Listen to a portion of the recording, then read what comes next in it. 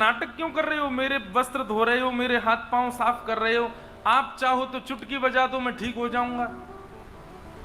भगवान अगर दृष्टि से देख लें और वो व्यक्ति तब भी रोग में रहे तो ये कैसे भगवान?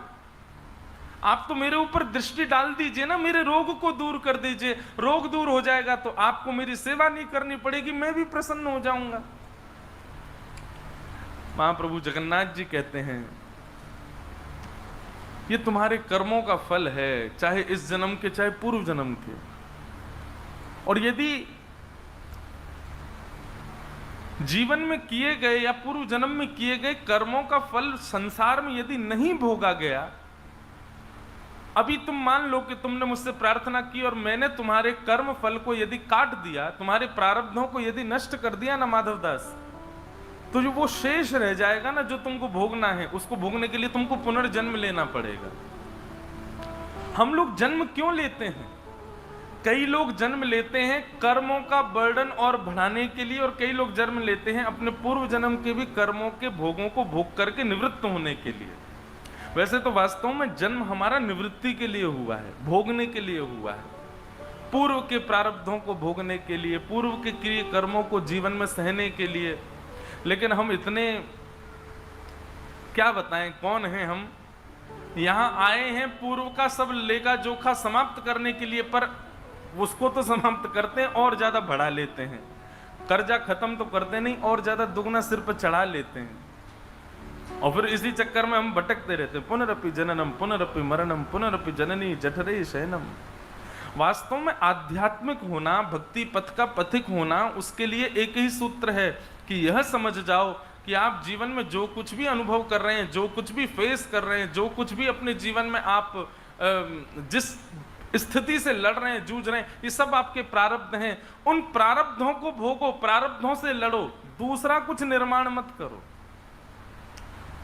पर नहीं, हम लोग संसार में रहते रहते और बहुत कुछ निर्माण कर लेते हैं, बहुत सारे अपने विषय भोग और बहुत सारी कामनाओं से और ज्यादा कर्म फलों को इकट्ठा कर लेते हैं। पर याद रहे, जब तक ये प्रारब्ध नष्ट नहीं होगा ना, तब तक ठाकुर जी मिल नहीं सकते। माधवदास जी से भगवान बोले तुमको ये रोग इसलिए हुआ क्योंकि ये तुम्हारे पूर्व जन्म का प्रारब्ध है, और कहीं मैंने चुटकी बजा के इसको नष्ट कर दिया तो ये भोगा तो है नहीं तुमने, नष्ट हो गया। और नहीं भोगोगे तो भोगने के लिए दोबारा तुमको जन्म लेना पड़ेगा। इसलिए माधवदास 15 दिन का रोग और बचा, इसको भोग लो। माधवदास बोले लेकिन शर्त है। बोले क्या? मुझे भोगने में कोई दिक्कत नहीं, मुझे कष्ट सहने में कोई दिक्कत, आप नहीं आओगे मेरे पास, ये सेवा एवा आप नहीं करोगे मेरी। जगन्नाथ जी बोले मैं तो करूंगा। अब जगन्नाथ जी में जिद लगी है, मैं सेवा करूंगा। माधवदास कह रहे हैं कि मैं आपको करने नहीं दूंगा, 15 दिन का अभी प्रारब्ध बचा है। माधवदास जी बोले नहीं प्रभु, आपको मैं सेवा नहीं करने दूंगा। तो भगवान बोले ठीक है, हम पर एक उपाय और है, वो हम कर देते हैं। तो माधवदास जी बोले क्या उपाय है? बोले यहां नहीं, श्री मंदिर में जाके करेंगे, तुम ठीक भी हो जाओगे और हमको सेवा में भी नहीं आना पड़ेगा। माधवदास जी बोले ठीक है। अब माधवदास जी को पता नहीं था ये क्या करने वाले हैं। ठाकुर जी श्री मंदिर में गए और माधवदास का जो 15 दिन का अभी प्रारब्ध बचा था उसको अपने ऊपर ले लिया, और अपने ऊपर लेकर के स्वयं ठाकुर जी बीमार हो गए, उष्ण हो गए। बताओ, ठाकुर जी बीमार पड़ गए, तुम ताली बजा रहे हो। संसार में कोई बीमार पड़ता आप ताली बजाते हो? वाह, तुम आईसीयू में चले गए, ओहो तुमको ग्लूकोज चढ़ रही है, ऐसे कौन करता है भाई? ताली क्यों बजाई आपने? माधवदास जी का पीड़ा ठाकुर जी ने अपने ऊपर ले ली। अब यहां माधवदास जी स्वस्थ हो गए, स्वस्थ होकर के स्नान ध्यान करके तिलक चंदन लगा करके बढ़िया इत्र लगा करके माधवदास जी बोले अब बढ़िया हो गया, अब चलूं महाप्रभु के दर्शन को। और जैसे ही श्री मंदिर में गए, मुख्य द्वार बंद है, पुजारी सब बाहर बैठे रुदन कर रहे हैं, भीतर केवल गिने चुने लोग हैं।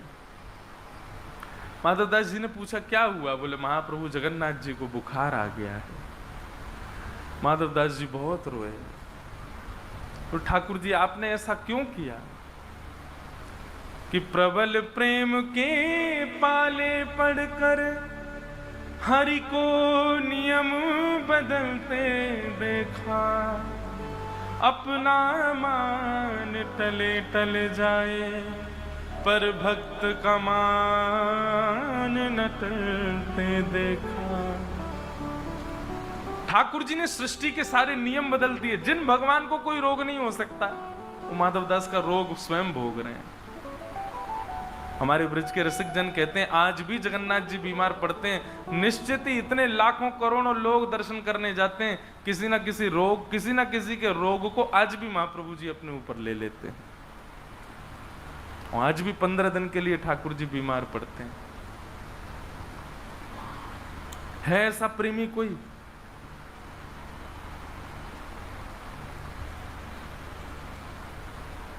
हमको कोई रोग हो जाए, कितना भी बड़ा प्रेम करने वाला व्यक्ति रोग लेगा हमारा? कभी नहीं ले सकता। कोरोना हो गया था, लोग बाग बच करके भागते थे, बोले हमको नहीं हो जाए कहीं इससे। लेकिन ये तो केवल प्रेम में ही हो सकता है, ये केवल महाप्रभु जगन्नाथ जी का ही। इसीलिए मैं कहता हूं प्रेम के अधिकारी केवल ठाकुर जी, क्योंकि उन जैसा कोई कर ही नहीं सकता। सबके रोगों को अपने ऊपर धारण कर लिया।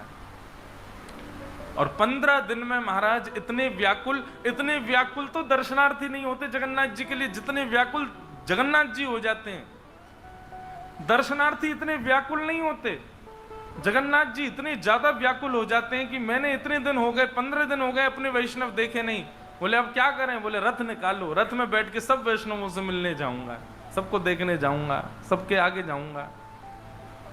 और महाराज उछलते उछलते आते हैं। अहे नील शैल प्रबल मतावरण, प्रबल मतावरण, मुआर तनलनी बनकु कर दलन। अहे नील शैला, हे नीलाचल पर्वत के मतवाले हाथी जगन्नाथ, मेरे हृदय के आर्त रूपी कमलों का दलन करने के लिए आप आ जाओ ना। महाप्रभु जी का उत्साह देखा करो। हम तो टीवी में मैंने आज तक कभी, मेरे जीवन का एक बहुत बड़ा दुर्भाग्य कि मैं आज तक ठाकुर जी की रथ यात्रा नहीं देख पाया। इस बार भी बहुत मन है कि रथ यात्रा देखूं, लेकिन हम तो कल हमसे ये पूछ रहे थे कि महाराज जी आप समय कैसे, हमको बड़े दिन में समय मिला राहुल केला कथा के लिए, 1.5 साल में मिला, 1.5 साल लगे रहे तब जाके समय मिला। मैंने कहा आपके लिए नहीं है बात ये, कोई मुझको अहंकार मत समझो कि भाई इतना व्यस्त हूं, मेरे लिए समय नहीं मिलता। अब मैं सोच रहा हूं कि मैं कैसे आऊं रथ यात्रा में। कथाएं पहले से हो जाती हैं और फिर वो तिथि नहीं समझ आती। लेकिन बहुत मन है एक बार ठाकुर जी को रथ में विराजमान, जब वो निकलें तो हम क्या करते हैं, अपने ठाकुर जी को जगन्नाथ जी बना देते हैं, उनकी रथ यात्रा करते हैं।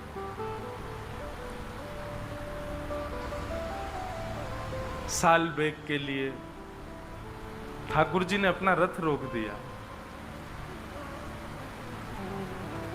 कहे साल बेग हीन जाति रे यवन, कहे साल बेग हीन जाति रे यवन, श्रीरंगा चरण तल। फिर आगे क्या है, क्या होगा? अहे नील शैल प्रबल मतावरण, मुआर तनलनी बनकु कर दलन।